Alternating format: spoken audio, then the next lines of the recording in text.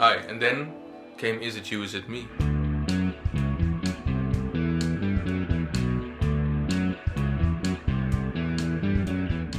Is it you, is it me? Is It You, Is It Me? Is it me, is it you? Dude, that song, I love it. I love that song too. And a funny story about that whole acoustic bridge, because you know we released 2 songs. We released 2 Is It You, Is It Me's. Right. And the funny thing was, like, the shorter version was the official version actually.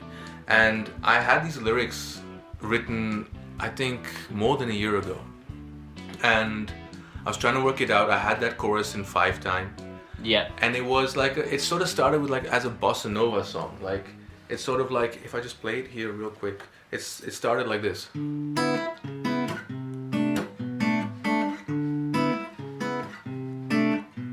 Yeah, and you had that chord progression for a while, because I remember even coming to visit 2.5 years ago. I feel like that was on the roster. I think I sang it to you like, noticed you on a path. Yep.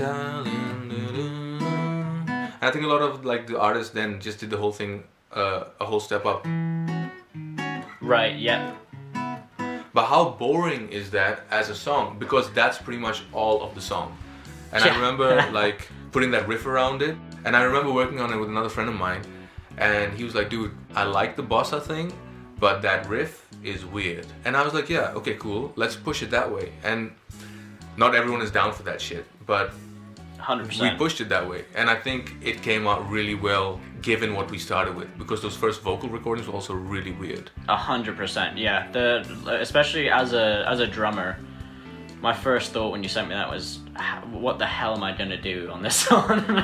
Because there's so many different directions we could have gone. We could have went more into the bossa nova. We could have kind of went more the R&B route. And I think we kind of ended up in this really unique kind of spacey middle ground between the two. And especially once we added kind of the 5 thing, it added this this kind of tension to the song of confusion. Like, you don't really know what's happening. And I think that kind of speaks to the main theme of the song. And the right? mix really complements that as 100%. It all spins. Like, dude, if you haven't listened to this thing on headphones, check that shit out. Have a couple beers and listen to it on headphones, and it is... Yeah, speaking of beer, I mean, when we were like trying to promote the song and market it, I love the sort of like descriptions we came up with. Because it's like you smoke a joint and walk into a museum, contentedly lost. Like, that's maybe the best way and the only way to maybe describe something like this. Yeah, just complete like kind of confusion.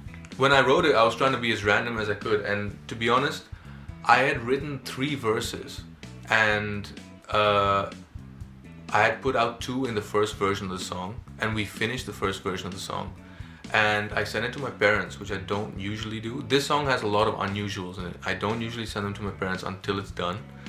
And I sent it to my dad, and he writes me back on an email. And he's like, really nice, I'd like a 3rd verse. And I was like, dude, do you understand how... First I freaked out. I was like, dude, do you understand drum stems? Do you know how hard it is to edit that shit? Yeah. But at the same time, I was like, how did he know? Because I have another verse lying around. And so I was just at home, and I just brought out my acoustic. I was like, I'm not going to deal with editing drums. Laziness. If we were in the same room together, this would have been different. Yeah.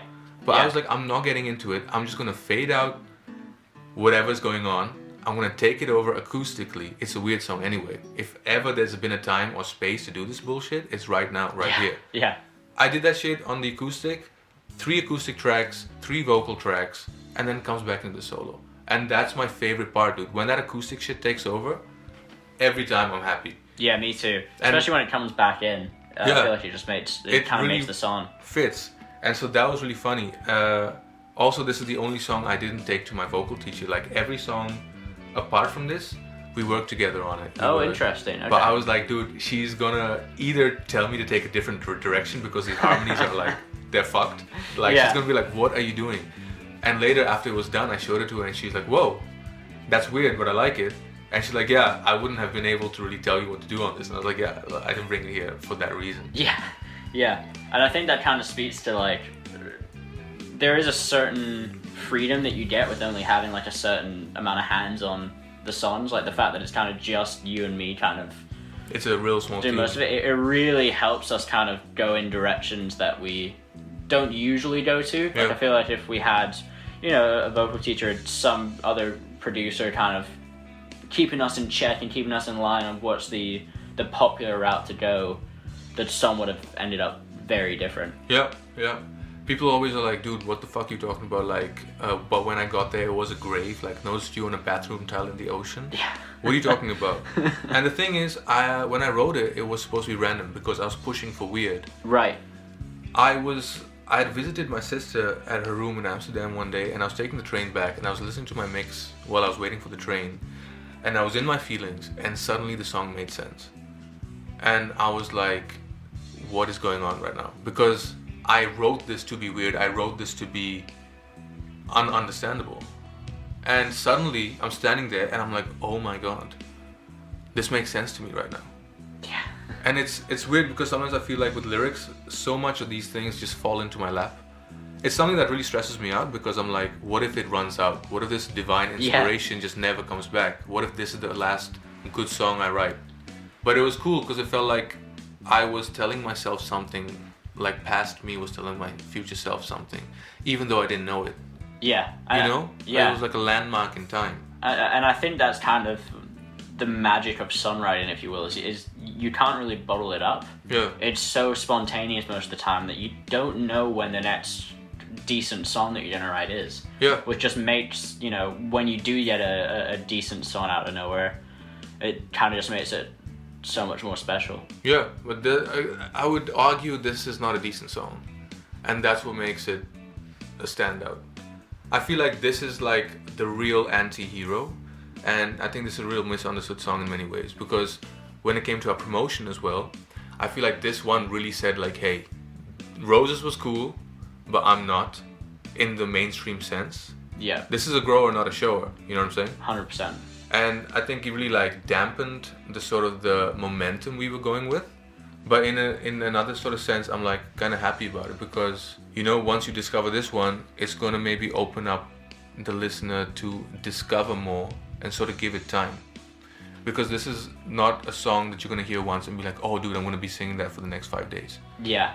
I think it's the song that the EP needed though. Yeah. And I think it would have been too like cookie cutter, almost, you know, same kind of vibe throughout the whole thing if we didn't throw in a curveball like it is at you, is it me? Yeah, I think that acoustic part as well, the middle and the outro, was just enough to bind it to the rest of these songs. Because I agree.